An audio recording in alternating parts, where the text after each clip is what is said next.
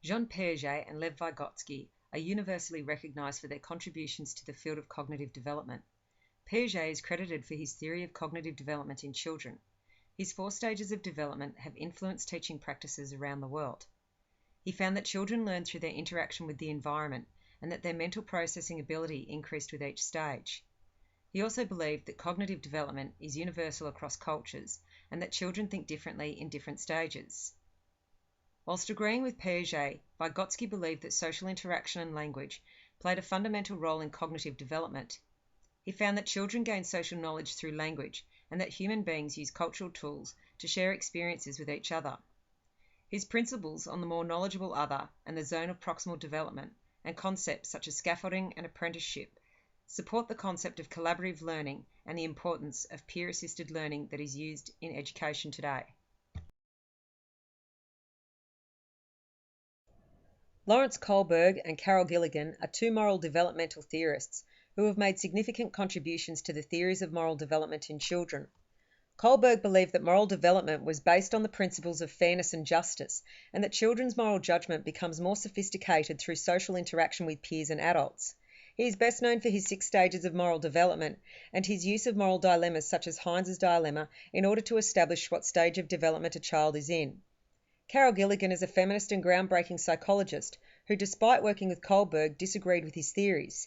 She recognized that theorists such as Freud, Erikson, Piaget and Kohlberg assumed that males were the measure of human.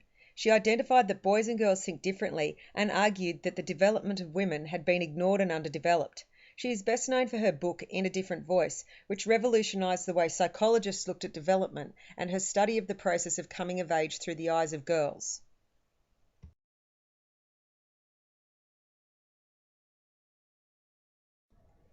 Teachers need to have an understanding of cognitive and moral development to give them the skills that enable them to assist children in reaching their potential.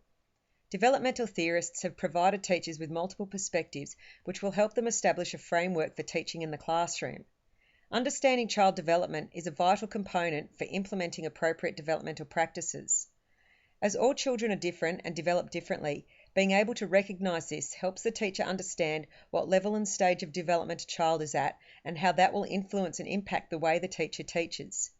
Whilst Piaget, Vygotsky and Kohlberg provided the foundation for developmental learning, Gilligan has pioneered the way psychologists and thus teachers approach the differences between boys and girls and how they develop and learn. Having an understanding of the stages of development and how the use of cultural tools can be used, and that shared collaborative activities are central to development and learning, will give the teacher the ability to provide a classroom environment that continuously challenges each child to achieve their own individual goals.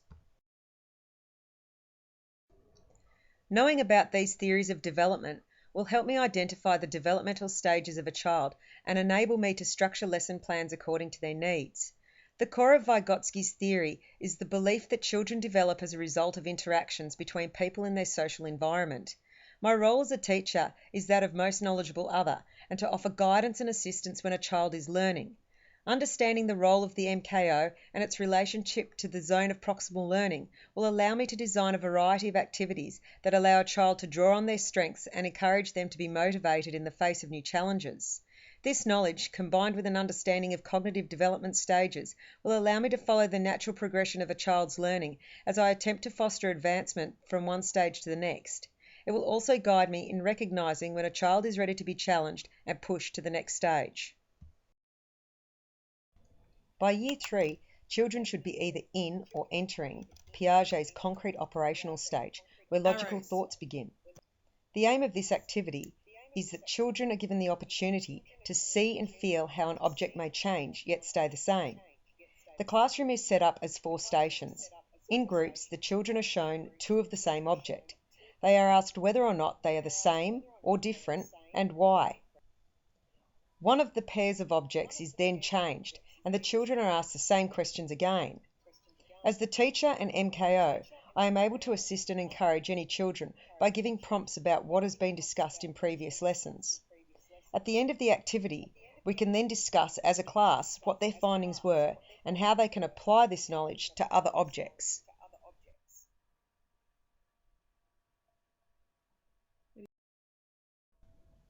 Moral development is the process by which a child develops morals based on social and cultural norms, needs and laws. This activity is for a Year 5 class. You see a friend copy from someone during a test. What do you do? They are then asked to discuss this as a class. According to Kohlberg, Stage 3, good boy, good girl, is the stage that the children would most likely be at. At this stage, the child is aware of shared feelings, agreements, and expectations that take priority over their own individual interests. They like to be seen as doing the right thing by others, and their behaviour conforms strictly to the rules and laws of the society in which they live. The children are then asked to think of some other examples where they may have to decide whether the action was right or wrong and why, and then discuss this amongst the class.